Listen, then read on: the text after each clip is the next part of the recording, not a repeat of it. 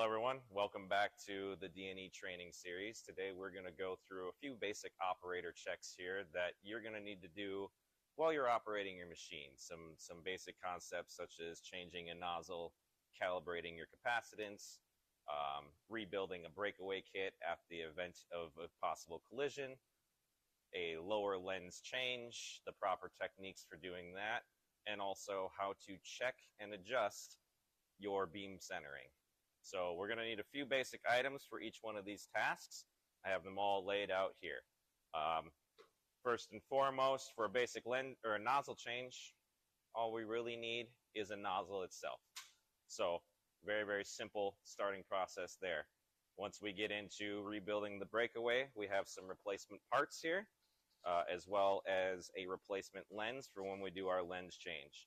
We have some masking tape here. You want painter's masking tape is the best because it's not going to leave behind any sort of adhesive residue or anything like that. We don't want to add any sticky substances to the surface of this laser head because all that's going to do is collect dust and dirt and make future lens changes even more difficult. We have some clean rags here that are not going to leave lint or particles behind. We also have some isopropyl alcohol. This is a low quality isopropyl alcohol. I'm just going to use it for cleaning the surfaces. I will also, you'll see, I'll spray a little bit of this in the air as well. Isopropyl alcohol is hygroscopic. It's going to absorb the moisture in the air, which is also going to pull in dust particles. And it's going to help you get this area prepared in order to pull that lower lens out. We've got our tape here. For doing our tape shot, you want a nice, thick, sturdy, clear tape.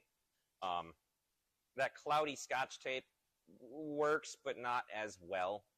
So we just want something where we can really clearly see the outline of our nozzle and the hole that we are going to put in there with the laser beam.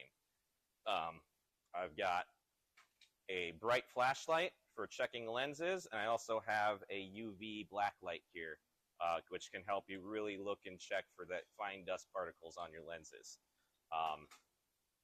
Couple of cleaning swabs. This one is more of a personal choice. If you want to attempt to clean a dirty lens, we're going to want these and some high purity alcohol, something that is 99.9% laboratory grade alcohol or a water-free certified lab grade acetone. The reason you want those, again, because we do not want any water present when we're trying to clean a lens, because all that's going to do is leave behind water streaks, stains, fogging, hazing on that lens, and it's not going to get the proper clean, and it's going to affect your cutting quality. So today we're just going to change a lens, and for many of you that may be the option that you go. It is a lot quicker process to just swap it out and clean the lens later, and we'll go into the actual lens cleaning process in a much deeper, thorough look in a later video. But this one's going to be the quickest, easiest option. You pull the old lens out, you put a new one in, make sure it's clean, and you're off to the races. Cleaning a lens can take some time. So to get your machine back up and running, you'll see when I pull it out here, there is a lens cassette. Every DNE laser comes with an extra one of those cassettes so that you can have a new clean lens prepared to make that hot swap and not have to spend time with that lens being exposed to the air of your shop. We all know that manufacturing environment is not a very clean one, so minimizing the risk of dust being introduced to that lens is the highest priority that we're searching for here. The last thing on my list here is I have just a little bulb here for blowing air.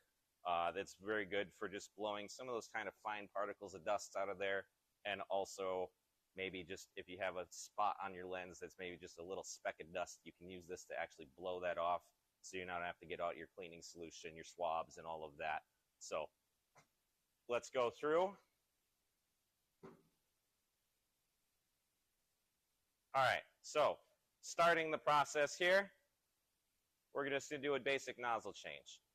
Nozzle changes on the DNE laser are super easy. They are just a simple screw-in process, manual screw.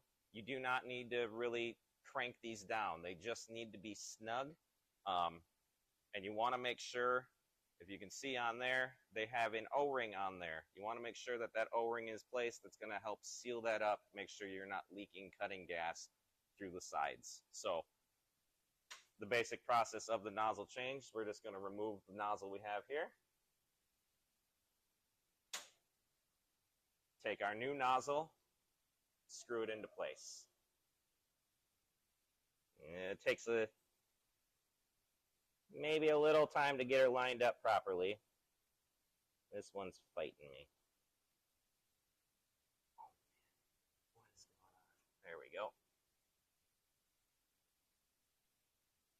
Now that we have our nozzle changed out, we need to do our capacitance calibration. We'll walk you through that, but the main basis of it is you need to jog your laser head so that it is over top of a piece of conductive material. So steel, copper, aluminum, stainless, all work fine. If you got some sort of specialty material that is not electrically conductive, you want to make sure that you have a piece of conductive material that you can use to do this calibration off of. Jog it over that piece of material, and then we're going to manually jog the head down. We want it in the range of about 1 to 2 inches above that material before we start that process, and then we will go ahead and show you how that's done. So to do our capacitive calibration, we're going to come down here to our operator station. We're going to hit this button here. It says calibrate. It's going to bring this window up. It's going to give you some instructions here. You're going to please confirm there is a metal plate under the laser head, as we said before, and jog laser head close to the plate surface. That's what we're talking about. You want that 1 to 2 inch above the material there. So once we have both of those things set, jog the laser head down here, go ahead and hit start calibration. It's going to pop up a warning just confirming that you did those 2 steps. You're going to hit OK. Let it run through its thing. Takes a few seconds.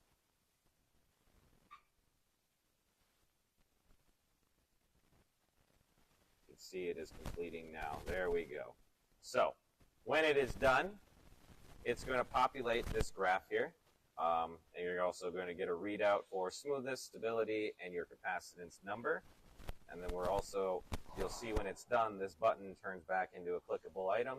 Up here at the top of the screen, you're also getting calibration completed, local capacitance right there. That is how you do your capacitance calibration.